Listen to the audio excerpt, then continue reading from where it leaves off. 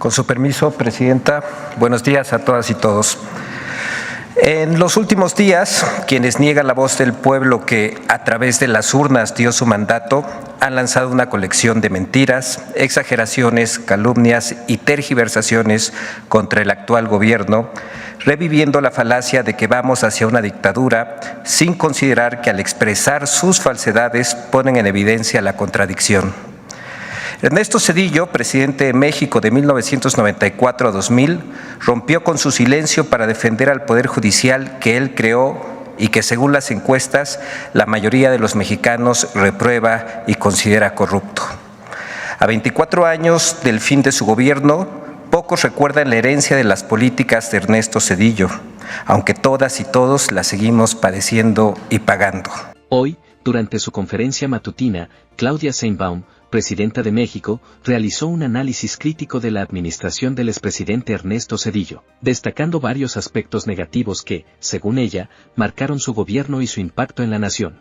Uno de los puntos más fuertes de Sheinbaum fue la privatización de empresas estatales. La presidenta acusó a Zedillo de haber impulsado estas privatizaciones, lo que, a su juicio, no solo resultó en la pérdida de patrimonio nacional, sino que también provocó una concentración de riqueza en manos de unos pocos, en detrimento de la mayoría de la población. En cuanto a la crisis económica de 1994, conocida como el efecto tequila, Sheinbaum señaló que las políticas económicas implementadas por Zedillo fueron un factor clave en el colapso financiero que devastó la economía mexicana en ese entonces. La crisis afectó profundamente a millones de mexicanos, y Sheinbaum remarcó que la falta de medidas efectivas para evitarla tuvo consecuencias dramáticas para la población. La presidenta también hizo énfasis en el aumento de la desigualdad social durante el gobierno de Zedillo.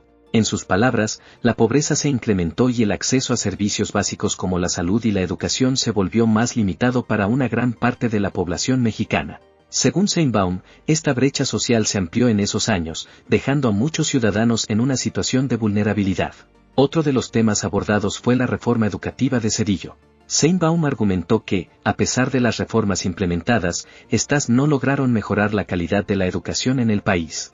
Por el contrario, dejó a muchos estudiantes sin el acceso a una educación de calidad, una situación que, según ella, persiste hasta hoy. Finalmente, Sheinbaum mencionó los escándalos de corrupción ocurridos durante la administración de Zedillo. En su intervención, la presidenta subrayó cómo estos casos socavaron la confianza de la población en el gobierno y en las instituciones públicas. Desde su exilio dorado en empresas y organismos financieros de Estados Unidos, Ernesto Zedillo reaparece como el nuevo guía moral de una derecha extraviada, molesta, derrotada ante la mayoría del pueblo y dicta cátedra de autohalagos. 1. Es mentira que creó un poder judicial independiente y garantizó la división de poderes.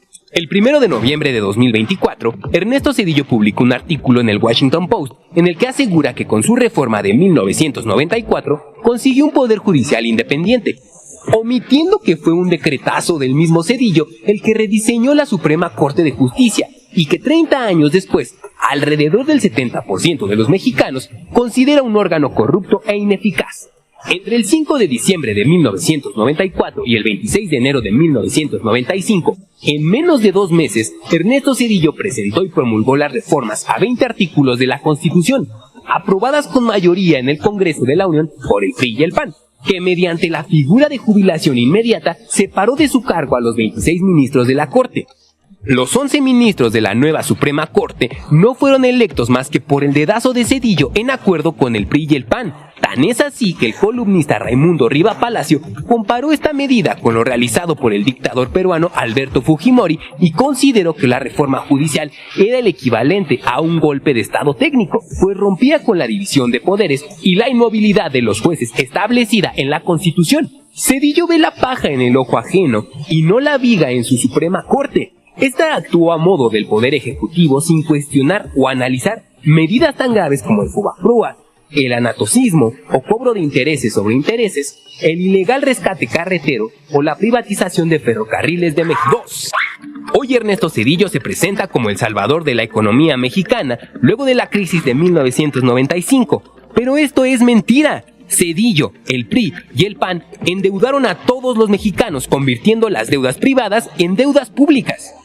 En 1995, Ernesto Zedillo activó el Fondo de Protección al Ahorro, FOBAPROA, convirtiendo en deuda pública la deuda de los bancos, que entonces ascendía a 552.300 millones de pesos. El 12 de diciembre de 1998, en contra de la voluntad popular, los diputados del PRI y el PAN aprobaron la Ley de Protección al Ahorro Bancario. Actualmente, 1 de cada 10 pesos de la deuda interna de México corresponde al FOBAPROA, la cual ya alcanza 1.096.877.7 millones de pesos. Mientras el gobierno de Zedillo rescató a los bancos, según cifras oficiales, generó 4.714.000 pobres alimentarios, propició que 4.330.000 personas entraran en pobreza de capacidades y condenó a 5.681.000 personas a la pobreza patrimonial.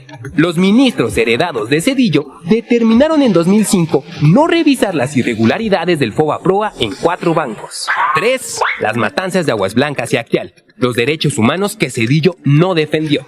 Aunque en su artículo del Washington Post Ernesto Zedillo se define a sí mismo como un demócrata, las masacres de Aguas Blancas y Acteal lo definen de otra manera. El 28 de junio de 1995, 17 campesinos fueron asesinados por policías y agentes judiciales, quienes dispararon contra los indefensos campesinos a 3 kilómetros del poblado de Aguas Blancas, Guerrero. El 22 de diciembre de 1997, un grupo de 60 paramilitares disparó con armas exclusivas del ejército contra un grupo de indígenas tzotziles mientras se encontraban orando dentro de una ermita, con un saldo de 45 personas muertas. En 2009, la segunda sala de la Suprema Corte determinó que el Estado no debía pagar compensación a 2 detenidos de la matanza de Acteal que pasaron 11 años en la cárcel. 4. Las privatizaciones de Zedillo, el despojo a todas y todos los mexicanos.